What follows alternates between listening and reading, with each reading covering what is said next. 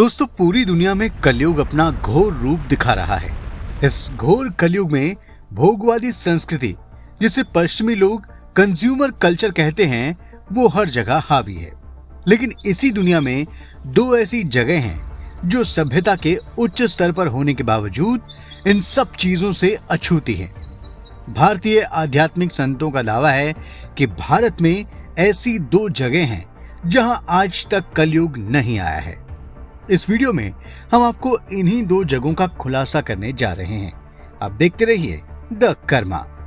दोस्तों, जिन दो जगहों पर कलयुग का अब तक आगमन नहीं हुआ है, उनमें से एक है नैमिषारण्य का चक्रतीर्थ स्थान और दूसरा है वृंदावन का टटिया गांव। आपको बताते हैं कि आखिर क्यों यहाँ कलयुग नहीं घुस पाया है। पहले बात करते हैं नैमिषारण्य के चक्रतीर्थ स्थान की। चक्रतीर्थ के बारे में कथा प्रचलित है कि महाभारत के युद्ध के बाद एक बार 88,000 ऋषि मुनियों ने ब्रह्मा जी से कहा कि कलयुग का प्रारंभ हो चुका है। ऐसे में कोई ऐसी पवित्र, सौम्य और शांत जगह बताएं जहां जगत कल्याण के लिए तपस्या की जा सके। वे सभी कलयुग को लेकर भी चिंतित थे। तब ब्रह्मा जी ने अपने मन से एक चक्र उत्पन्न कर ऋषियों से कहा कि इस चक्र के पीछे चलते हुए जाएं। जिस भूमि पर इस चक्र का मध्य भाग यानी नेमी खुद गिर जाए तो समझ लेना कि पृथ्वी का मध्य भाग वही है। ब्रह्मा जी ने यह भी कहा कि वो स्थान कलयुग के प्रभाव से मुक्त रहेगा। कहा जाता है कि जहां चक्र का नेमी गिरा था, उस पूरे इलाके का नाम नैमिषारण्य पड़ा और वो जगह चक्रतीर्थ कहलाई। ऐसी मान्यता है कि इस परम भूमि के दर्शन बिना सभी तीर्थ अधूरे रहते हैं। दोस्तों, नैमिषारण्य यूपी के सीतापुर जिले में स्थित है। कहा जाता है कि यहाँ के चक्रतीर्थ स्थान पर आज भी लोगों को परम शांति का अनुभव होता है और जब तक लोग यहाँ रहते हैं, जीवन की आपाधापी और परेशानी उन्हें नहीं सताती।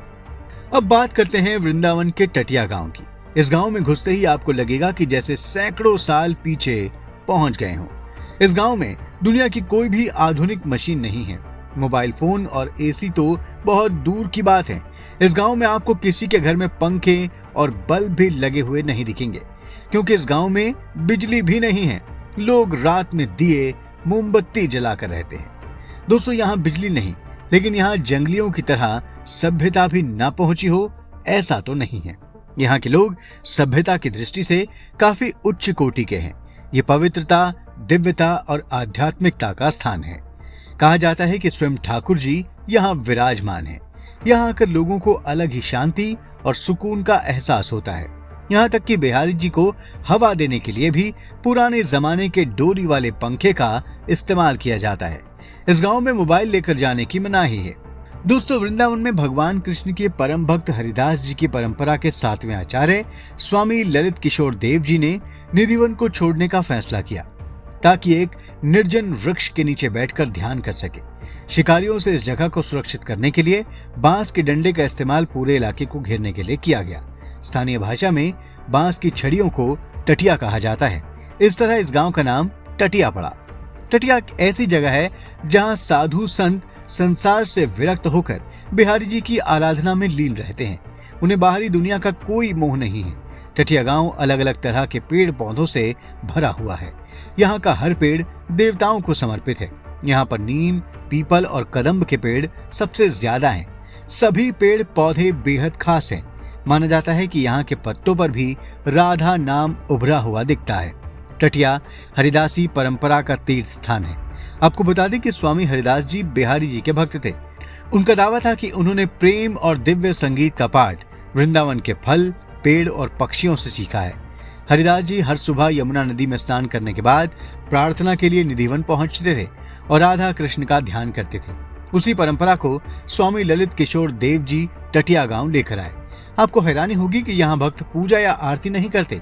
इसकी बजाय यहाँ पर दिव्य आयोजन होता है, जहाँ लोग बैठकर राधा कृष्ण को प्रसन्न करने के लिए भजन कीर्तन करते हैं। कहा जाता है कि भजन के दौरान लोगों को बिहारी जी और राधा जी के पास होने का एहसास होता है। दोस्तों, कलयुग से अछूती इन दो जगहों पर हमारा ये वीडियो आपको कैसा लगा, कमेंट बॉक्स में जरूर बताएं। वीडियो को शेयर और लाइक करें और चैनल को सब्सक्राइब भी करें और हाँ, नोटिफिकेशन के लिए बेल आइकन दबाना बिल्कुल ना भूलें। धन्यवाद।